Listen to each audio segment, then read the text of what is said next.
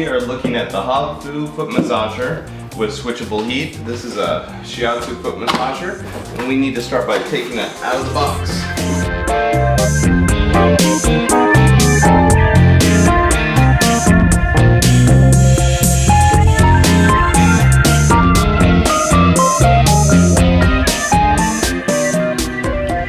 Alright, so here we go. Let's turn it on. Once you turn the power on, you've got a few different options here. You can set the time and you can have automatic shut off after 10 or 15 or 20 minutes. The strength, you've got low, medium, or high. Right now it's set to 15 minutes, let's set it to 10 minutes.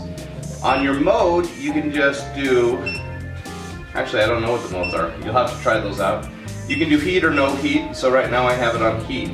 So it's just 10 minutes of heat. On low strength, let's hit it up to medium strength.